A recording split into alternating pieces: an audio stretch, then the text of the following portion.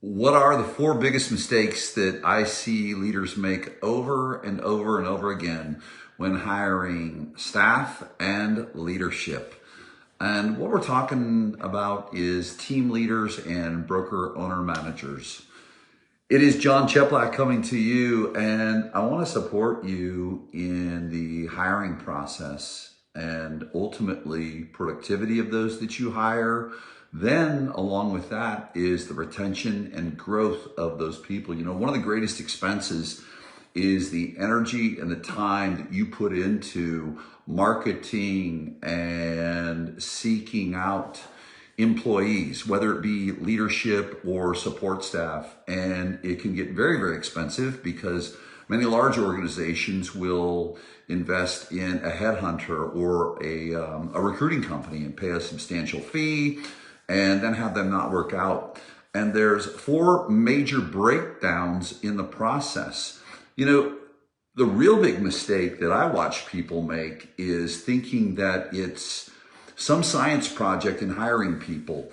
And I think that it is very important that you have a responsible process of discovery, discernment in hiring people. But, you know, I can watch someone who's got this hurdle-a-thon where, I mean, all these ridiculous things are asked of someone to show commitment, and there's these tests and 37 people interview them. I'm exaggerating a little bit. And yet their employees still don't work out. And I'll watch people that go, you know something, John? I hire on my gut. I've been doing this long enough. I go with my gut. And here's what's interesting. They both have the same outcome typically. Now, not in my case. Is it always perfect? Absolutely not. But I have some framework for you, and I hope that what you do is you reflect on your current employees, whether it's staff or it is leadership, a sales manager, an operations manager, an admin, a transaction coordinator, all the different roles. That's what I'm talking about. And so I want you to pay close attention to these mistakes that are made. And I'm going to tell you something, it's going to change the game. And I think I'm going to go in reverse of how I've listed it. And this one's the most important. Stop expecting a result from a new employee in the first 60 days. Let me say it again. Stop expecting a result from an employee in the first 30, 60, maybe even 90 days. Now, are there going to be some things, some discoveries, right? Where they say hire slow, fire fast. Certainly, if someone's not aligned in principles, someone's not showing up, someone's negative, some of those type of things. If someone isn't showing an open mind and desire to learn, commitment, consistency, you know, principles and values that align, certainly that's something where you've got to make a decision. But let me tell you something, you're making a mistake charging at someone expecting a result in those first 30 to 60 days. As a matter of fact, you know what you should say to them? I don't expect a result from you in the first 30 to 60 days. I don't want you to worry about it. What I want you to do is I want you to become indoctrinated to the organization. What I want you to do is come to understand what everyone does in this organization, internalize our vision, and find out how you best fit in. Yes, you're here for your talent and your treasures, and certainly you're investing your time. But let's walk along a path of discovery together in those first 30, 60, or 90 days. Like, think of the cost. Oh my goodness. See, what happens is we get so hell-bent on paying this salary and I need to get a return on it. Are you playing a short game or are you playing a long game? See, business owners, business leaders play a long game. And again, keeping in mind, if there are some things that absolute red flags that show up in the beginning, listen, it wasn't a red flag. It was the truth. You just didn't listen. Stop expecting a result in the first 30 or 60 days. Okay. Number two, ready? Not having them shadow every single employee for at least a full day when they come on board. Think about it. Maybe have them shadow every single employee, every single department for at least 2 days. Do you think it's important that every employee understands what every single person does? Of course it is. And I'll give you a great example. I flew into a city 2 years ago, very large organization, and they had me speak to the agents and do an agent training. And then afterwards, we were going to have an executive team meeting, and all the tables were lined up, classroom style, and we're going to have a leadership meeting. And so we went to start the meeting, and I said, get rid of the tables and put the chairs in a circle. See, no barriers. See, that's advanced leadership. You've got to think of human behavior. How can I get the most from people? How can I have people be open? See, I want to remove all the barriers to relationship. I want to remove all the barriers to communication. Okay? I want everyone's attention. And so we went around the circle, and here's what I did with the owners in the circle. And I'm just helping you guys. I'm giving you multi-million-dollar leadership consulting right now for free. For free. If you've ever wondered, if you look at the numbers of the people that I'm fortunate trust in me, okay, they're very, very successful. I'm just a facilitator, but it's these tiny hinges that swing big doors. It's not a transaction game. It's a people game. Listen, you don't have a lead problem. Y'all, if you're a team leader, you're a salesman or saleswoman. You're a savage. You know how to generate leads. You know how to convert leads. Your challenge is your inability to align a group of people, agents, then to align a group of people, a leadership team or a staff member. Hey, maybe you can get to 200, 500, 600, but you get stuck, right? You get stuck. Well, these are the pieces. You want to know the single most important thing that each one of those leaders wanted to know? And let me help you with that meeting so you can go run this meeting, and you need to, okay? Is first of all, this is a safe environment.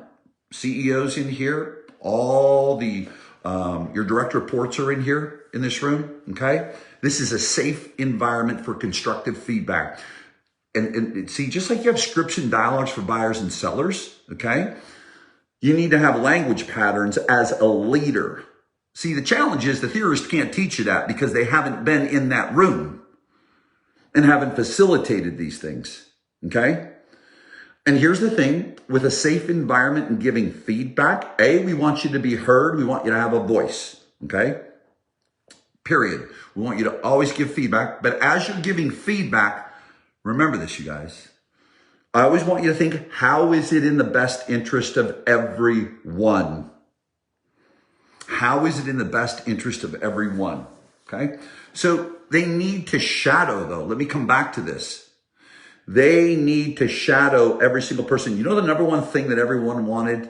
Let me state it again. They wanted to know exactly what each person did, not to measure, are you doing your job? Are you not doing your job? No, so they could best support everyone. See, there's an interesting thing that happens, okay, when you allow transparency in an organization. It's why people stay stuck. They lead top down. You've got to lead bottom up. Who's teaching you leadership from the bottom up? And how to facilitate that. Oh no, the patients run the asylum. No, they don't, because you have an organization that is aligned to principles. If you have an organization that understands and a leader that continues to declare that the whole is bigger than the part, when the part serves the whole, okay, the part will get back tenfold. The organization is bigger than me as the team leader. It's bigger than each and every one of you and the agents, okay?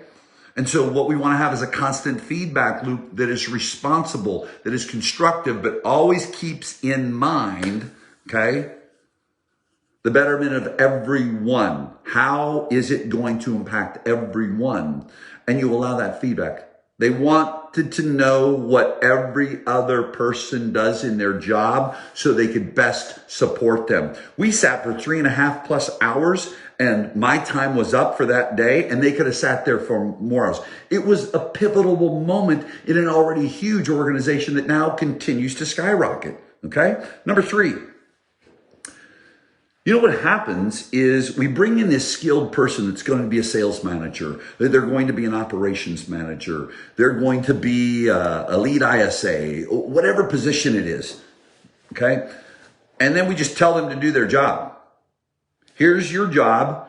I know that you're good based on the research that we've done, or I know you're competent enough to do that job, okay, based on the research, your resume, your education, your accomplishments. So here's the job, do it. telling someone to do their job and holding them accountable to do their job is not enough. Let me ask you this. How about ongoing education?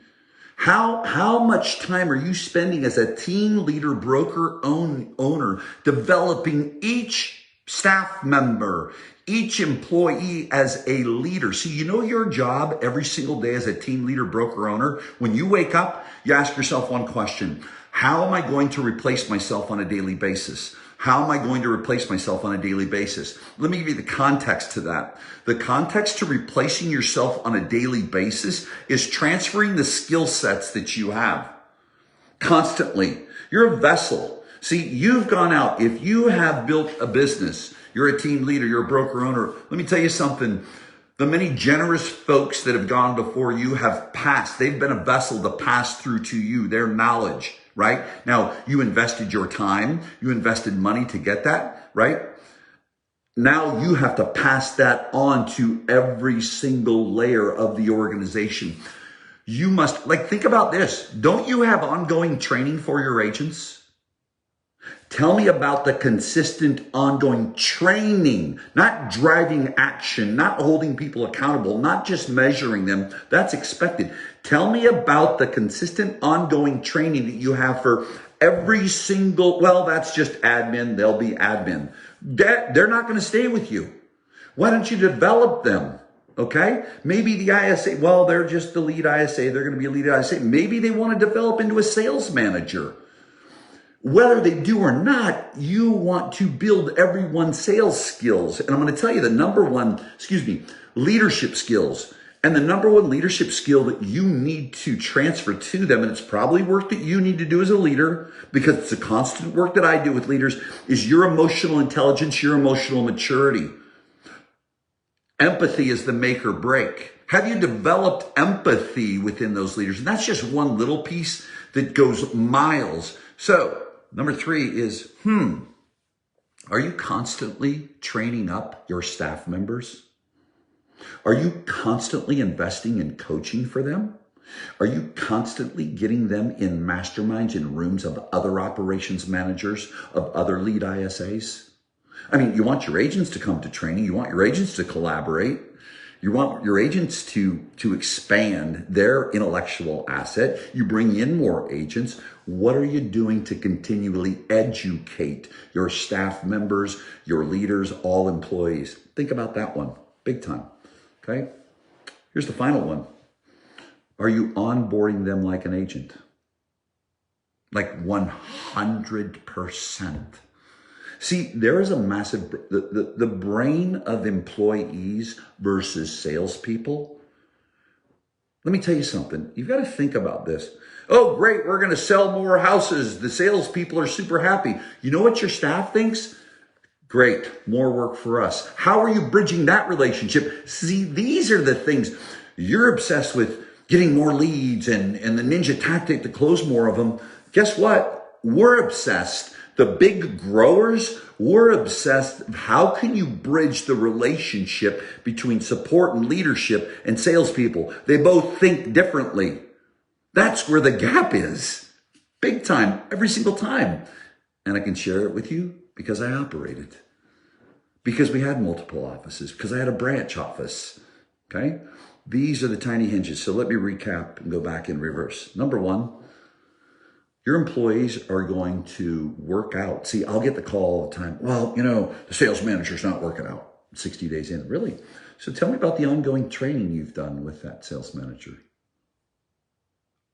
Tell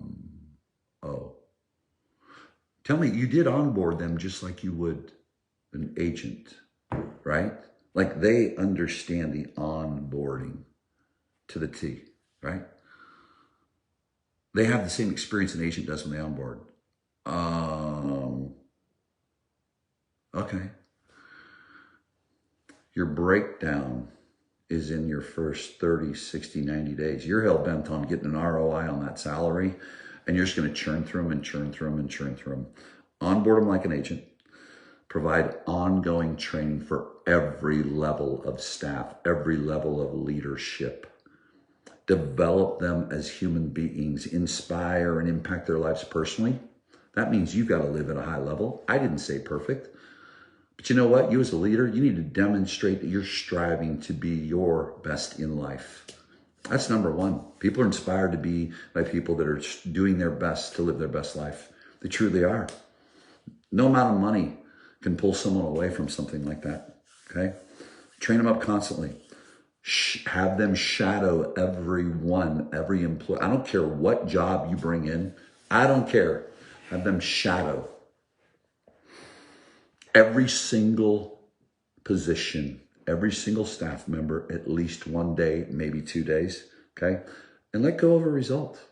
Stop worrying about a result for the first 30, 60, 90 days. This is an investment, isn't it? Right?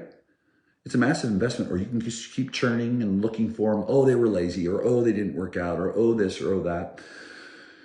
And here's the final piece I want to share with you is wake up every day understanding these are human beings. It's not a transaction. And so what you have to do is look at Maslow's hierarchy of needs. See, and anyone that's watching this, or who is either coaches with me or has come to an event or listened to a podcast, and always use this comparison. Maslow's hierarchy of needs: food, water, air, shelter, love, belonging, recognition, community, then self-actualization. So let's say we made a real estate hierarchy of needs. You know what we always want to go to? The self-actualization, which is production. But you want to know what we skipped? People fitting in and understanding one another and feeling they're a part of a community. I share a lot of content and put a lot out there. Let me tell you something. I hope that this one here really resonates with you and causes you to really reflect on your past in hiring people. Maybe, you've followed this to the T and it's worked real well. Awesome. Share with other people. Let them know they need to do that. Most likely haven't. Follow these steps. You're going to have a whole different experience with employees, their productivity, and their longevity with you, which ultimately impacts production. Remember this one.